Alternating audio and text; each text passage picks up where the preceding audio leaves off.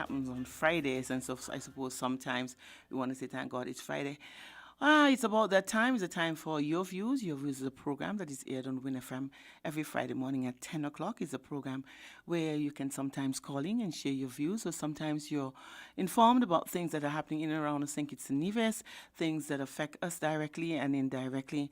And it's for you to call in and give information based on the topic that is being discussed, so that the powers may be that are that they can take some of this information and try to see how they can make bad situations better or improve on situations that are already in place. My name is Sandra and usually I'm the host for Your Views. This morning I have with me a guest.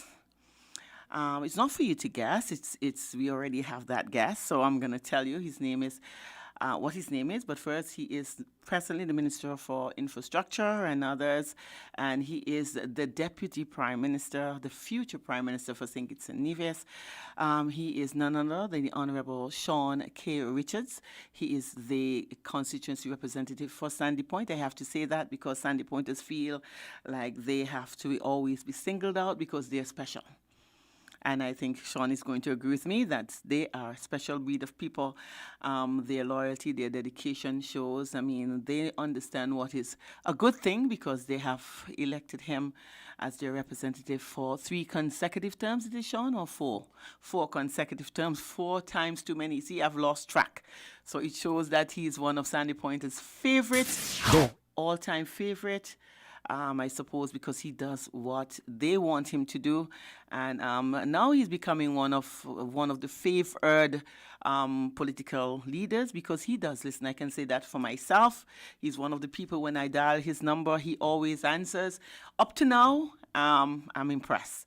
If he doesn't answer that call, he would definitely return his call. He doesn't have that stigma that is assigned or attached to politicians when they get into power, that they forget the people who put them in there. That's one of the things that I like about Sean. Sean, welcome to Your Views. Welcome to NFM.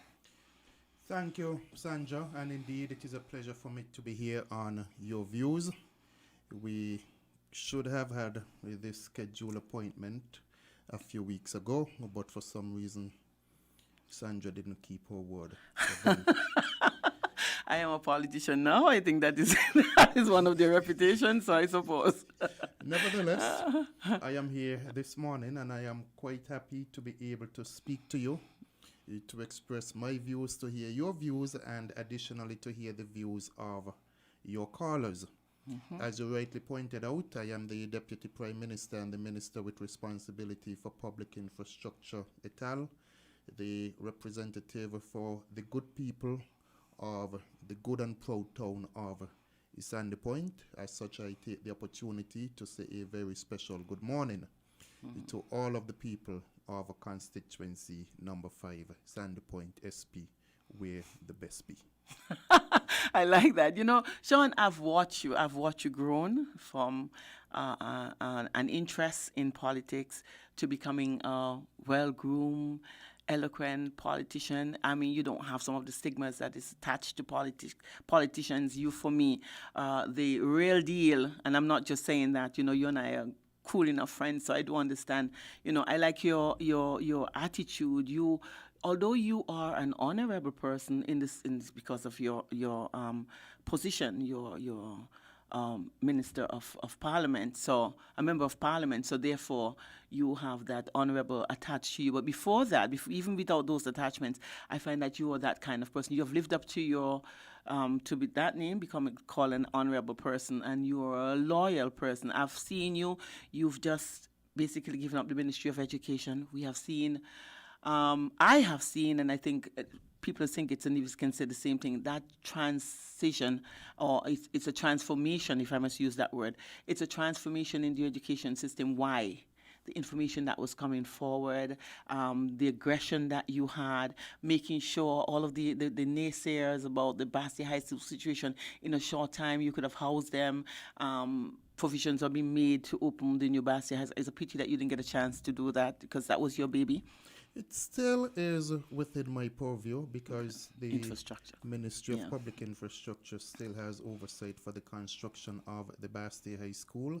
I can say to you that I am still very much involved in ensuring that the Bastille High School is actually built.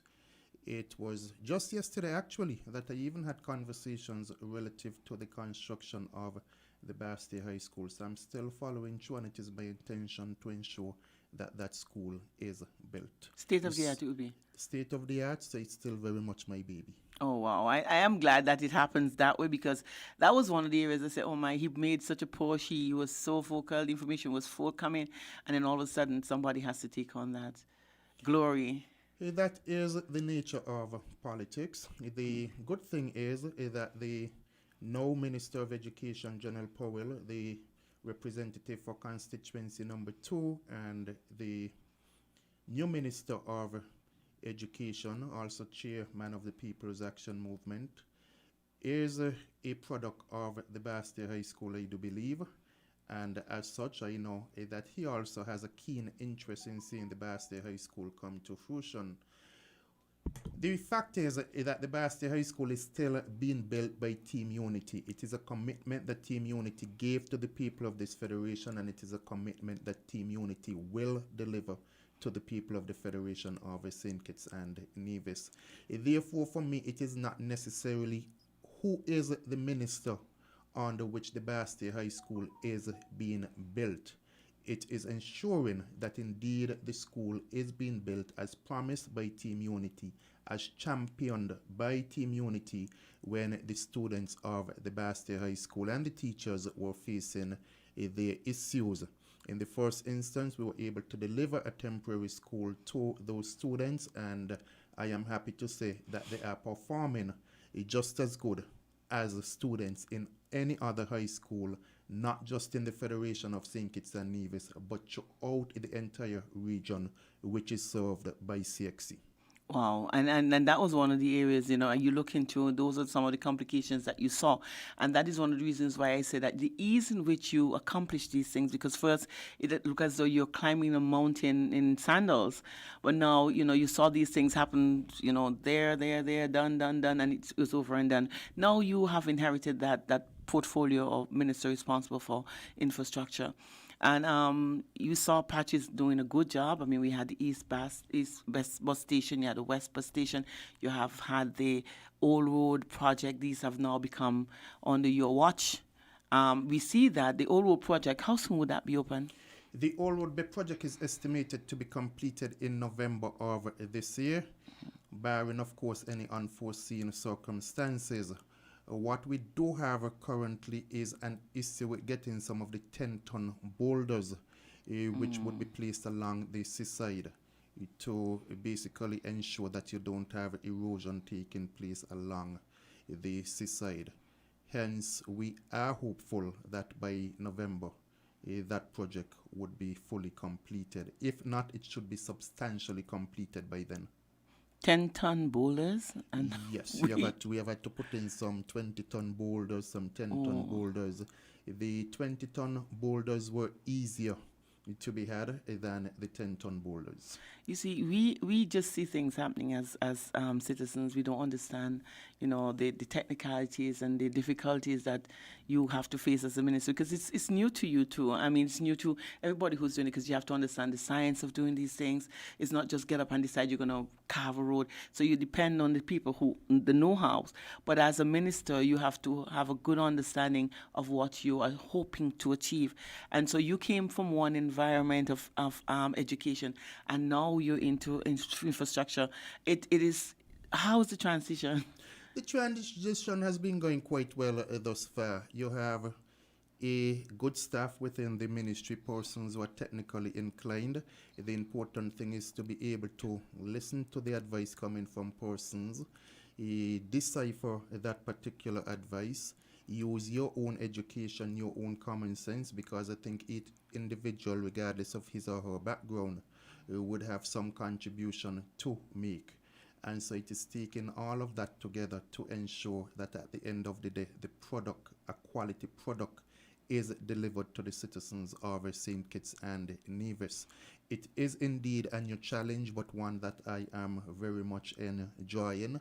I've Wow. said to persons that initially I did not want the Ministry of Education. However, it is a ministry that I really grow to like. It is a ministry that gives you an education. Yourself. Yes, it does, and it prepares you, I think, for so many other ministries within Wow. government, because education is so dynamic and so fascinating that I think after serving in that particular ministry, you are able to serve in just about any other ministry within government. Part of it, as I said, though, is having the correct attitude, one of having a willingness to learn. And if you go with that particular attitude, I think it will serve you well. With that said, being a politician, you, like I said, the Sean that I knew, and because of the stigma that people to put towards politicians, oh, they don't listen to people, they only use you during the time of election. When you get in, they forget you. I've not seen that change in you yet. Well, for me, I don't know if anybody else could say the same thing. How difficult it is in this time. You look at COVID being an issue, you have the government is not, the monies are not coming in as they're supposed to come in. You still have made promises to people that these are the things that you're going to accomplish. How difficult it is for you, how challenging it is for you at this time to be a politician.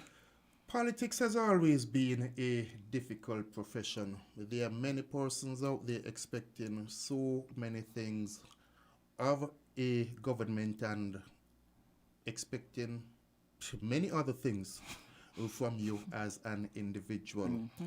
However, I've resolved from the time I got into politics, in the first instance, never to lose who I am. Do not allow myself at any point in time to also feel that I'm going to wake up on any particular day and I would have solved all of the problems that persons would have. I try my best to do what I can do. I've always said to myself also, be honest with persons. And I think if you're honest with persons, at least you don't give persons any false Sure. expectations.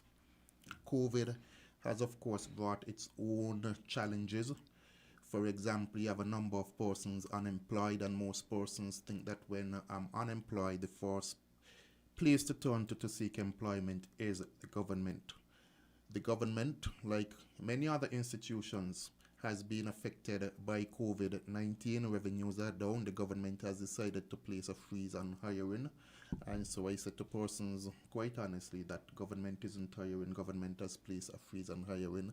I think most persons do understand that. They understand the circumstances. But of course, you have some who will still insist otherwise, and you simply have to be firm, because at the end of the day, if the government isn't hiring, then the government isn't doing such. And if you're going to put yourself in a situation whereby you're going to have more expenses than the revenues can afford for you to pay, then the very same persons may end up in a particular situation where the government cannot afford to pay them. So, Sandra, I try to be practical when it comes to myself, when it comes to politics. You will never be able to satisfy all persons, and so while you're saying that Sean hasn't changed, Sean is the same individual, of course you will have other persons out there who will say otherwise. But most times when I get that comment from persons, you're able to look at the particular individual and decipher the individual motive as to why persons would make a particular statement. Yeah, it's one of the things that people look at politicians and think that they're superheroes and that they can solve all of the problems, not recognizing that they themselves have their challenges. As an individual, you have a constituency that you have to look after. You have portfolios that you have to live up to. You have other expectations. People look at you as a politician, and so there's some people who want to be consoled, people who want the comfort and security, thinking that you can provide all things, and you have yourself, you have your own I personal am family. quite happy that you have made that particular statement, that you also have to look after self, because there are a number of persons out there who believe that when you become a politician, it is only themselves that you are there to look after, and you don't have that person that you also have to ensure that you're looking after that person. Persons feel that whatever time you have, all of that time must be dedicated to them. Persons feel that whatever salary it is you're making from government, that when they have a financial need, you must be able to meet that financial need. You don't have any personal expenses to pay. You don't have any electricity bill. You don't have any mortgage to pay, no vehicle loan to pay for, no credit cards, no gas to put in the vehicle, absolutely no expenses. And you don't eat food, so you don't have to And buy food. I don't eat food, so I don't have to buy food. So whatever it is they want, you must always be able to meet their needs. And at the end of the day, when you give away all your money, they say that you're corrupted because then because you're using government money to do Not otherwise. just that, I'll also say to you, and I'm being quite frank with you, that today or tomorrow you're out of politics. The very same persons don't remember you, they move on to the It's next true. person. The next person is there. So you have to ensure that in the midst of it, you look after yourself. And I think that is one of the things that people fail to realize. Politicians are human and that they have their own individual selves to look after. I look at you guys, and every time you turn on the television, you're there. When you put on the radio, you're there. You're in your office. I don't know how you get that. I think you all are zipping and getting to and from every. When I call you, and I must apologize for the fact that I did replace you, because I didn't keep up my end of the bargain, and I know you put that on, but I'm going to hold you. I'm going to get you at that, Sean. But it was, yeah, it's the fact that you always commit. It's never a time when they say, Sean, can you do this? And you said, no, you always have to check your schedule. And I ask myself the same question. How do you guys do it? How do you make time for yourself? And at the same time, you are so committed to what the people basically would have elected you to do. Part of it is scheduling, and yes, there are times you get tired. There are times when you have to simply withdraw. There are times that you have to say no. But I think it's out of commitment and a love of service to people, that we try as best as possible to find the time to commit to doing the people's work. We have looked at what your achievements in the past. Now let's look to the future. What are the future developments that we as citizens, as citizens of St. Kitts and Nevis, can look forward to? What can excite us? I see that you all are, like I spoke to you about the East Bastion Terminal, the Old Road Bay project. I see that there's some work being done at the airport. The roads are being looked after at this point in time. Yes, they are. Is it the island main road, or there's some particular, still sidewalk things are still going around island wide? The Island Main Road project, that is still ongoing. There are a number of areas which are still yet to be resurfaced. I think currently the company Surrey Paving is in the vicinity of St. Paul's doing work there. Newton Ground has been done. Sandy Point has not been done as yet, but that area stretching from New Guinea to Godwin Gut has been completed. Sandy Point hasn't been done because in some of the communities we need to change the water lines. So that process is actually taking place. Perhaps during the course of next week, persons would recognize that those main water lines along the main road will be changed in the areas of the airport roundabout. I think maybe along Cayon Street area, in the Sandy Point area, and there are some other communities that we have to change those water lines. We also have the Old Road Fisheries project, which is ongoing. You mentioned the Old Road Bay earlier. On Tuesday morning of next week, I think it is at 11 a.m., we have the official reopening ceremony, dedication ceremony for the West Line bus terminal. But you asked specifically about projects that persons can expect to see upcoming. We have spoken, for example, about the digital economy. And so a greater push would be made in terms of ensuring that within government in particular, that you have more information technology being utilized.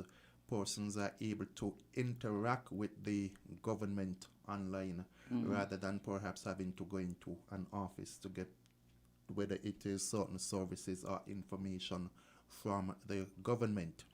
We in our manifesto spoke to a number of bypass roads, so those will be looked at during the next term. We are looking to ensure that in terms of the tourism product, that we continue to develop the tourism product. And so whether that involves getting more hotels in the Federation of St. Kitts and Nevis, getting our own local persons to look at different sectors that they can become involved in terms of the tourism sector, that will be pursued as part of our term 2020 to 2025. You spoke of the Basti High School earlier. That, of course, will be done. The Prime Minister has given a commitment to young persons in particular and helping to ensure that we are able to have more of our young persons participating in the development of the economy of St. Kitts and Nevis. That will be done through several different avenues. Those who are interested in opening their own businesses, for example, how can we assist those persons to do so? Those who are interested in pursuing studies overseas, how can we make it easier for those persons to be able to go overseas to study? Within the Ministry of Education, the TVET program is very much alive and coming on stream to ensure that our students within our schools, that they, if they so desire, can do technical vocational education subjects and go out into the workforce and be able to meet the needs of potential employers or possibly to have their own businesses established. We have spoken about curriculum reform within the Ministry of Education. I am pleased to say that that is now being piloted within the schools here in St. Kitts and Nevis, in particular in the first instance in grades 4 and grade 6.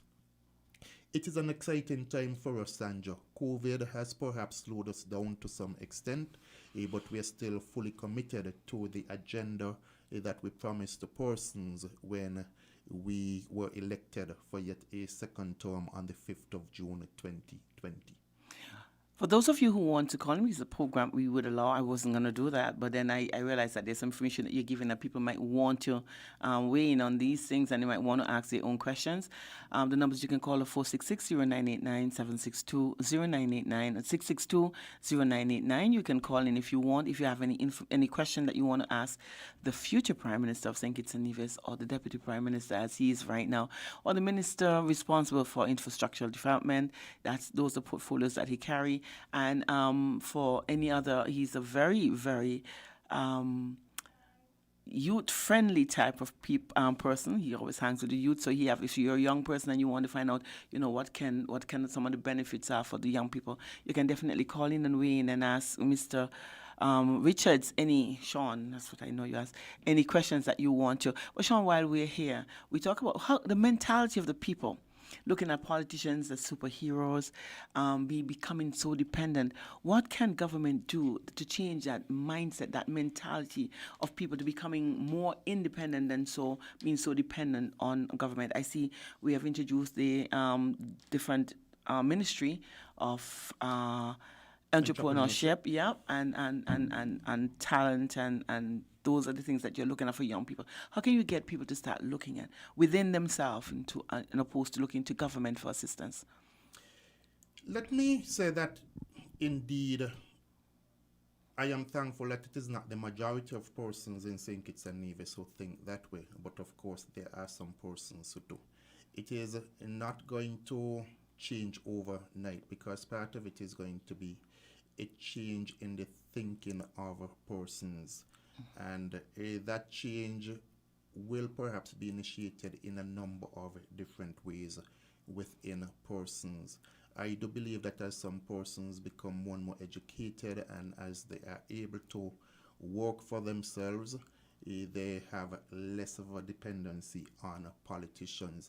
I think part of it is also education in terms of saying to persons that, look, these are some of the services being offered by government, these are some of the services being offered by statutory corporations, and so rather than ministers of government or politicians having to do everything for every individual, that they need to start encouraging persons to get the information himself or herself, because you have persons out there, the street light is blown. Call the representative and tell the representative that the street light is blown, rather than those persons picking up the phone and calling Skellig and say, look, there's a light blown on this particular pole number. Can you send a technician to have it replaced as soon as possible? So part of that is the education process, knowing when you need a particular service, where in government do I go to access this particular service, rather than depending on the politician to do everything for you. A part of it is about the empowerment of persons, and empowerment can take place through many different sources. And so we would want to encourage persons, whether it is to join youth organizations, so that whatever it is they cannot learn within the school system, they are able to learn outside of the school system, but they're also able to develop networks amongst each other, so that at some point in time they may be able to come together, whether it is to share information, whether it is to start a business, whether it is to take a particular position, that I can make a difference within the community that I live in, and in making that difference, I'm also empowering other persons within the community to be different. It's going to take a multitude of factors, Sandra, for us to see that change taking place within our society. And part of it, I suppose, too, is that government will have a responsibility to say to persons that it is not everything that the government can provide for you. Because sometimes I also see that happening, and I for one, am not necessarily in favor of it. Yes, you will have some persons who are less fortunate within society that government will have to provide for. But there are other persons who I think who are not in such a position, and so they shouldn't expect government to be able to provide everything that they need, but rather look to see how they can contribute to ensure that persons become less dependent upon the government. Yeah, Sean. I mean, we see that, and it's an area that it's not just in St. Kitts and Nevis; it's on the world all over. It's a mentality of people who think that government has that responsibility. When I vote for you, that was one of the responsibilities you took up, is that you have to look after me, you have to look after everybody. People don't have an understanding that government themselves are dependent on certain sources of income, and they have to come up with their own unique ways of making sure that the country is being run, and to not introduce taxes and burden us down, and encourage that flow, that circulation of money in the economy, and trying to build growth. And so economical growth, so people don't understand a lot of things that like I said, we are just the ordinary people, and information not coming forward. And that's why we have forums like this, where you can come in and talk to people, give them an understanding that government money is just to come into government. Government is heavily dependent on sources of incomes, just like how we are in our homes. And so because people think that government just have money, you go into office and money is just there, not knowing that COVID has really posed some issues for all challenges for even the world's greatest country in America. It's basically brought to the knees because of this situation. But we look at us as St. Kitts and Nevis, and we are thriving. We are basically the envy of a lot of, or even Caribbean countries, that they look at St. Kitts and Nevis, and people talk to me about it. How do you all manage this? How do you all manage to thrive, your economy to thrive in an environment like this? How do you, because you're aspiring to be the next prime minister, this is one of your responsibilities, to make sure, because the minister of finance, these are going to be one of your responsibilities, to be able to look outside of the box, and in dire straits situations like these, you have to come up, you have to be creative. How do we manage to stay so afloat and be so productive still in a world that is crying out? First, I think you have made the point that the success of St. Kitts and Nevis has also led to some of the challenges that we are currently facing. You have been able, for example, to pay a double salary for 4 consecutive years, and so persons feel that the government has this reservoir of money, not recognizing that the revenue, the money that government has within its possession, it comes from some place. So you have different expectations coming from different persons. However, it is a good thing that the government had managed the resources of the country quite well, because it is because of that prudent management that when COVID 19 struck the Federation of St. Kitts and Nevis, we were able to come up with a stimulus package to help persons. As it is currently, we are now operating at a deficit because revenue is less than expenses, but we continue to see what we can do to bring as much comfort to as many persons as possible, because ultimately that is what government is about, to bring a better standard of living to the people of St. Kitts and Nevis. So we have tried our best in terms of bringing that better standard of living to the people of St. Kitts and Nevis, but we have also been mindful of the fact that there someday will be a rainy day, and when you come upon that rainy day, you also need to ensure that to a large extent you are able to still continue to meet the needs of persons and to carry on the business of the Federation of St. Kitts and Nevis. I think we have been successful in being able to attain such. We have kept our borders closed from since I think it could have been February or March of this year, while many others have had to open up since then, and more so because of economic circumstances. We have given a commitment to opening the borders in October, which is next month. We stand by that particular commitment, barring any unforeseen circumstances. We haven't committed to a particular date because we recognize that there's still work to be done before we can open up the borders to persons who would wish to enter the Federation of St. Kitts and Nevis. But I think, Sandra, as you look around in terms of what the government has been doing, it has been about building resiliency. And it is because we have been able to build that resiliency, we have been able to withstand some of the effects of COVID 19. When the decision was taken to invest in a second cruise ship pier, it was to be able to accommodate more cruise ship passengers, to be able to provide more jobs, be it for the taxi drivers, be it for the different vendors who are dependent upon the tourism sector. When we decided to invest in an island main road, it is because we recognize that it is not only for the local persons, but as you invite investors to come into the Federation of St. Kitts and Nevis, you need to have a very sound infrastructure. When we decided to invest in more teachers being able to pursue master's degree right here in St. Kitts and Nevis, and the government would have undertaken a commitment to pay half of the cost, it is to ensure that we have the very best teachers within our secondary schools, because if they are able to pass on that education to our students, to our children would be in a much better position to contribute towards the economic development of the Federation of St. Kitts and Nevis. So the investment that is being made in the people of St. Kitts and Nevis is to build resiliency, to ensure that at the end of the day, more persons are able to contribute towards the economic development of St. Kitts and Nevis. When we took the decision in terms of the peace initiative, that again was to ensure that more of our young men remain alive, more of our young men are able to reach their full potential in St. Kitts and Nevis.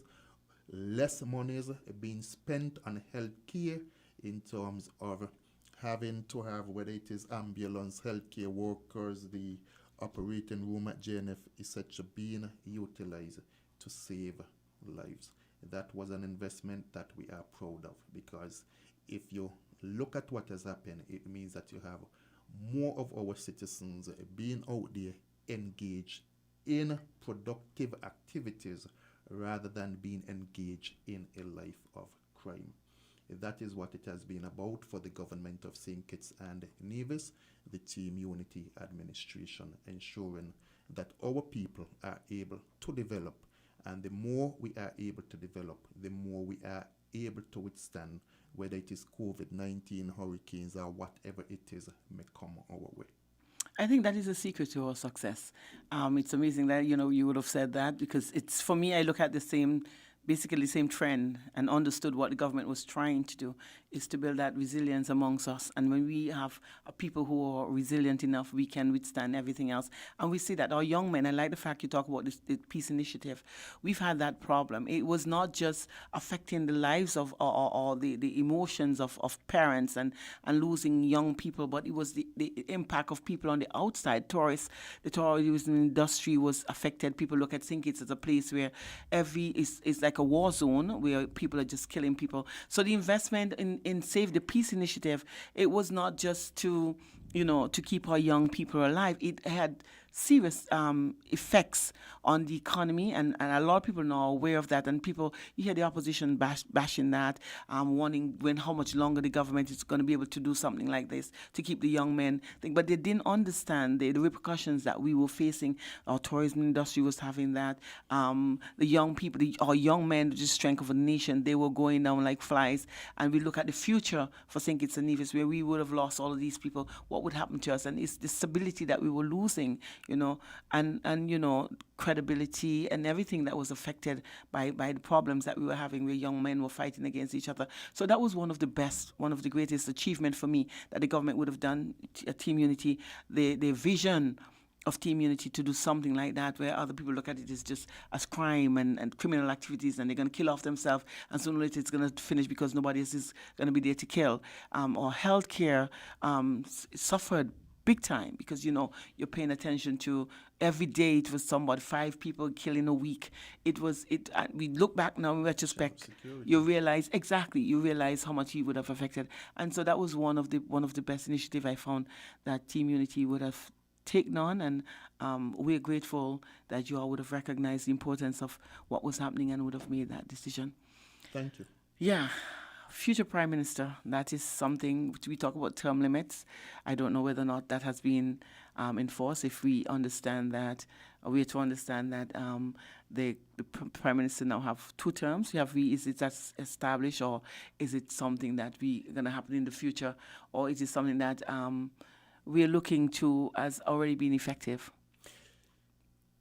In regards to it being established by way of legislation, that hasn't happened. We made an attempt to do so when we went to Parliament with that particular piece of legislation. The opposition voted against it because it required a change in terms of the Constitution. It also required, I think it is a 2/3 majority within the Parliament for the bill to be successful. We now have that 2/3 majority, and so the intention is to go back to Parliament with that particular piece of legislation and to have it come into effect. However, without it, the Prime Minister, a man of his word, has given a commitment that he only has an interest in being the Prime Minister for 2 terms. Those 2 terms would come to an end at the end of the next general elections, by the time that is called, and he has continued to say that he stands by that particular commitment. I have made it very public that politically that is my next goal, and so I am very much preparing to become the next Prime Minister of the Federation of St. Kitts and Nevis.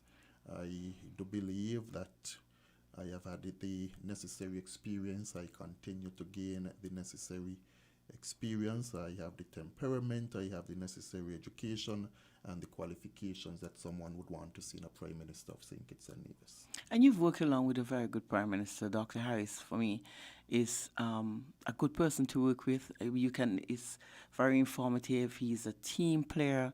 The public has that confidence in him, and you are his understudy. I suppose you would have had that kind of exposure and the understanding of what it takes to be a successful Prime Minister. So your transitionary period should be an easy one. I fully support what you said, Sandra, but part of it is also learning on the job, because you take COVID-19, for example. It has been a new experience for all of us, and we have had to learn to cope with it, and I don't think any Prime Minister would have it the same as any other. So part of it is also getting that actual experience on the job. But I think the important point that you have made is that in terms of being able to understudy someone, being able to get some of that experience before you assume office, I would want to thank the Honorable Prime Minister for giving me the benefit of that opportunity. Yeah, and the unity construct, we look at PAM being its own entity, you have PLP being its own entity, and then you have CCM being it. It's working with different people who have different values, people who have different ideologies, people who coming from different backgrounds, and you have conflicting backgrounds. You have people, it is a difficult situation to work with people who I think come from not just different but distance, because their Palm has their way of doing things. We have seen that in the 1980s, where Palm looked more into building an economy where you have small business was very vibrant, and it was one of the area of emphasis that they placed in trying to build that. You have Dr. Harris coming from a Labour Party perception, where they do where their operations are completely different, and you have CCM Nevis coming from a background where the relationship between St. Kitts and Nevis has always been compromised. So we've had these different challenges that everybody coming together now, one forming a united body. How difficult it is to work with all these different conflicting and so distant kind of belief and ideologies, how difficult it is to work as a united body. Let me start here. All of us, at some point in time in our lives, have had to work with different individuals, different personalities, whether it is during our days at school, whether it is during our time of employment. We work with different individuals, quite often towards a common goal, but we work with persons who are different to us because we're all unique. And for me, if you have that attitude of wanting to learn, that attitude of working with others towards a common goal, I think you can be successful in doing so. Yes, you have three different distinct political entities with perhaps different political ideologies. However, does it mean that those entities cannot work together? Because in unity you find strength. You have different parties coming together to combine to form a whole. So, for those persons who perhaps like the agenda of the People's Action Movement, they are able to get some of that. For those who like the agenda of the PLP, they are able to get some of that. For those who like the agenda of the CCM, they are able to get some of that. Additionally, though, it allows more persons to come to the table, persons who may not have the same thinking to come to the table, discuss different ideas, and you get the views of those persons in terms of coming with something that is innovative for the people of St. Kitts and Nevis. So, differences do not necessarily mean that you're going to have confusion. Differences do not necessarily mean that there is not going to be a consensus. I think differences help us to look at the differences amongst us and determine that with all of the differences that we have, what can we do to bring a common good that the people of St. Kitts and Nevis will be satisfied with. We have been successful in doing such. It is for that reason why the Federation of St. Kitts and Nevis, why the electorate would have given Team Unity an increased mandate in the election of June 5th, 2020. The electorate has seen how three political parties have been able to come together and do that common good. We went out to the electorate and we said to the electorate that these are the things that we will deliver on your behalf. At the end of the 5 years, when persons began looking at what we were able to achieve, persons were generally satisfied with that. So, yes, we have our differences. Yes, we are going to, at times, be perhaps at variance in terms of what we would want to see happen in the Federation of St. Kitts and Nevis. But I think we are also all bounded by that commonality in terms of what we have promised to the electorate of St. Kitts and Nevis, and we are grounded by such. Wow. And I really appreciate that. And your aspirations to become the next Prime Minister of St. Kitts and Nevis heavily dependent on whether or not your constituents decide that you are still qualified and capable to be their representative. And so therefore you definitely have to make sure that the people of Sandy Point, that they are kept happy and that you're doing what they want to. Because it's difficult, like I said, when people elect you, they elect you because they want you to do things. You want you to represent them in Parliament and make sure that Sandy Point is one of the constituencies that things are happening for. What are the areas or some of the areas that you see that needs to be looked at immediately for Sandy Pointers? Let me first of all take the opportunity again to say thank you to the good people of Sandy Point.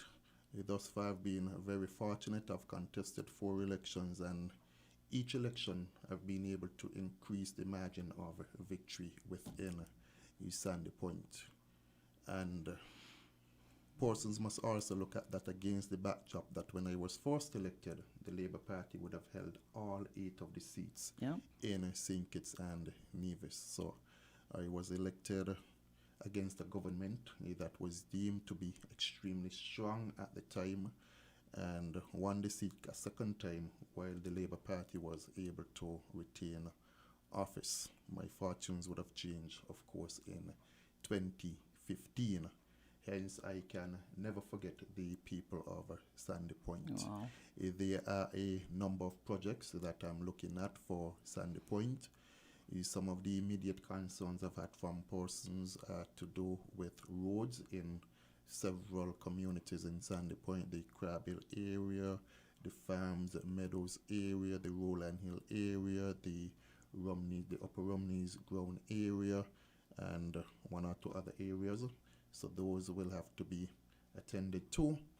We recently would have distributed a significant amount of lands to the people of Sandy Point, so it's only a matter of time before persons start to build in those areas, and similar calls will be made for infrastructure. And this time it would go further than roads because, of course, persons would want water and electricity. Mm-hmm. And those happen to also fall within the portfolios that I now have responsibility for. We have looked at the need for a new preschool within Sandy Point, and so that must also be addressed. The public library, for the time being, the place identified for that is the community center. So there is the need for a new modern public library in Sandy Point. I am happy to say that at the secondary school, currently some work is being undertaken to expand that school to accommodate the trust into technical vocational education. When it comes to schools, though, there's always that need, whether it is to do maintenance work, to do expansion, etc., to meet the needs of the education sector and, most importantly, of our students. One of the things which I don't think we have been able to do quite effectively as it in Sandy Point is to encourage more businesses to establish in Sandy Point. That I am still very much looking at. We were quite happy when Sixth Sense had proposed doing that project in Sandy Point. Unfortunately, that project fell through, and so we are looking at other investors, be it local or foreign investors, to undertake a number of projects in Sandy Point, because I think that will contribute significantly to more economic opportunities and development within the Sandy Point community.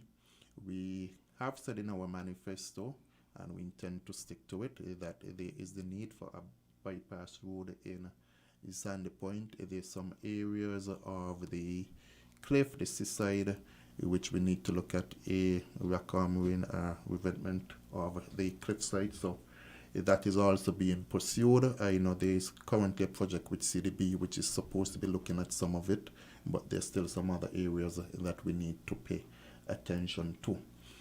I think importantly, what we are doing is looking at the development of the people of Sandy Point. The land for debt swap would have seen some 500 acres of land being taken from Sandy Point. We have been able to purchase some of those lands so that those lands can now be returned to the people of Sandy Point for whatever usage we deem fit. The La Valley area again mortgaged to the National Bank, and we have been able to buy back already some of the lands in the La Valley area. So we are looking at the comprehensive development of the town of Sandy Point. Wow. And it's for me it's exciting. I'm not a Sandy Pointer, but I mean when you have somebody who understands, because that's the first thing, you have to identify the areas of concerns before you can even start to make decisions of what you're going to do for the people of Sandy Point. But having that information, that's the beginning of finding solutions to some of the problems. We understand, like I said, we understood the fact that COVID-19 has placed some hardships on us. It doesn't look that way because there are things that have been areas that have been encouraged. We are now allowed to trade amongst ourselves. People are now back to working for themselves. The industry that has been hit hardest is the hotel industry. That is supposed to be opening sometime in October. Hopefully, people are going to come in because we are just looking from within ourselves, thinking that by opening hotels, we are going to encourage people to come into our shores. But again, the people outside there who countries have been heavily affected by COVID, and they themselves have their own financial strains and restrictions.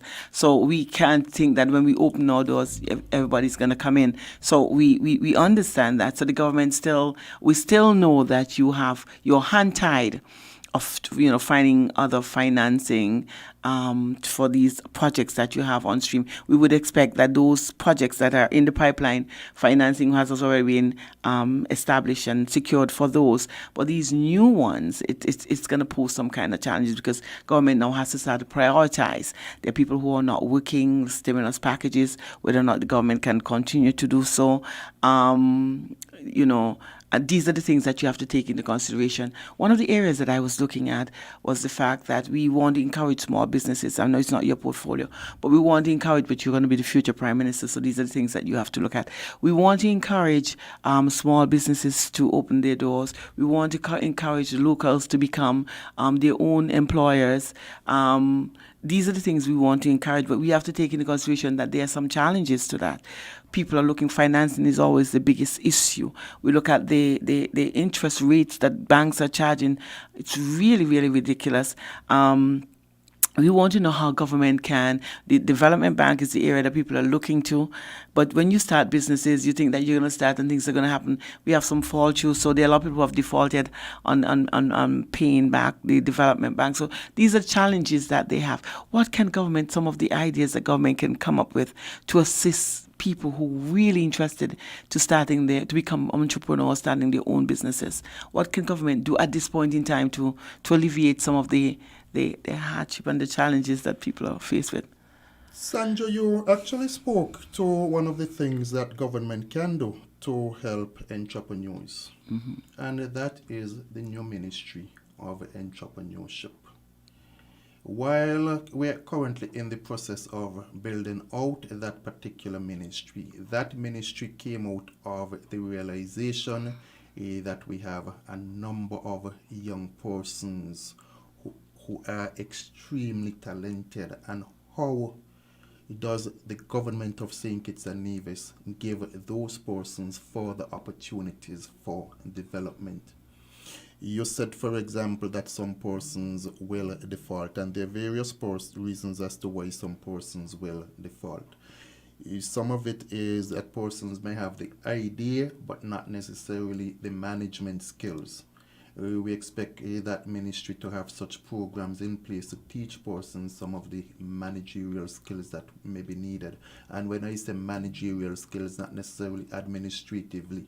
Part of it is managing money. You make money, but are you managing it well? That ministry will help to educate persons about such. We expect coming out of that ministry that perhaps you may be able to, whether it is offer seminars, offer courses to persons, steer persons, whether it is to development bank, help them to write proposals, etc., so that as they approach the banks for money, they have a sound plan to take to the bank with them. Whether it is encouraging some of the young persons out there to come together, form cooperatives, start certain businesses. We expect to see that coming out of that ministry. Part of the focus of that ministry is supposed to be arts and entertainment. How do you link those persons with other persons beyond the St. Kitts and Nevis to give them those particular opportunities? How do you get them maybe on a local stage? How do you get them on a regional stage so that those persons are able to showcase their talents? How do you assist them? And you're going to have some synergies between that particular ministry and other ministries, be it the Ministry of Education, be it the Ministry of Culture, be it the Ministry of Trade, because they are related in some ways. But how do you put them in touch with a particular ministry? Because perhaps what it is that they are looking to do, that ministry has some level of technical expertise or some responsibility in terms of assisting those persons. So that will be part of it. So we are very cognizant of the fact that we need to develop our young persons, that small businesses, we need to develop more small businesses. And so we have developed the Ministry of Entrepreneurship. But apart from the Ministry of Entrepreneurship, you have the Ministry of Trade. And quite a number of persons have been able to go to the Ministry of Trade to get different incentives, tax incentives, to start their businesses. The government itself has placed money in development bank so that persons were able to go and get loans at concessionary rates. That particular program will continue because we recognize that we need to diversify the economy. We need more young persons to be able to develop themselves and develop the economy of St. Kitts and Nevis. And part of that is also to get more persons to become less dependent on the government for employment, to get more persons to become entrepreneurs and instead to offer employment to other persons out there seeking employment. Sean, I was so intrigued and so caught up in our conversation that I was not looking at the time and realized that we have infringed seriously on voices. I want to thank Mr. Bacchus for allowing me to do so. And I don't know if he ever allowed me to do so yet, but I am grateful that he would have allowed me to do so. I mean, it's information that is absolutely necessary. And rushing it doesn't make sense. Sometimes when I listen to the program, again, I realize how we would have rushed information. And this is one of the reasons, because it's just an hour long and an hour short, I would definitely want to put you back on reserve so that we could continue having this discussion. It's very informative. There's so much I would have learned from it, and I'm so grateful that you would have accepted my invitation, and I would extend another one to you in the very, very, very near future, so that we can continue this type of discussion, because people want to know. Without having information, people tend to judge. Government is basically criticized without people having an understanding of what is really happening in government. So I want to thank you for coming. I want to thank you for the information that you would have given, and I do hope that we can have discussion very soon. Thank you, Sandra, also for giving me the opportunity to be here with you, but I think more so to be able to speak to persons listening to this program. Part of giving representation to persons is about ensuring that persons have the necessary information, persons know what the government is doing on its behalf, persons being able to interact with ministers of government, hearing from them time to time, knowing where their offices are, being able to go make appointments to see them, etc. All that is part of the representation that you give to persons as a minister of government, as a member of parliament. Okay, thank you. And for those of you who have been in tune to Win FM 98.9, I hope that you continue to stay in tune. The Voices program is up next. It's one of the radio stations that make sure that you're kept informed, and kudos to Win FM for the work that they have done over the years, and they continue to do so in informing people. My name is Sandra, and it was a pleasure being here, and I look forward to doing the same thing next week, Friday. You tune into Your Views, where we continue to have people who have the information, making sure that you're properly informed and the right decisions are taken. And I do hope that it's Friday. Yeah, again, reminded it's Friday. It's the day that we party here in St. Kitts and Nevis. Tomorrow is a holiday because of independence. It's a pity we didn't get a chance to talk about independence. That was another thing that we wanted to talk about. But it's a holiday tomorrow. I wish we would have had it on Monday too, but I suppose the government does what it knows best. And we do hope that you would enjoy your evening this evening, and you can extend it into Saturday morning because it's definitely a holiday. It's been a pleasure to be here with you, and I do look forward to doing the same thing again next week, Friday. Stay tuned to Win FM 98.9. The Voices program is up next.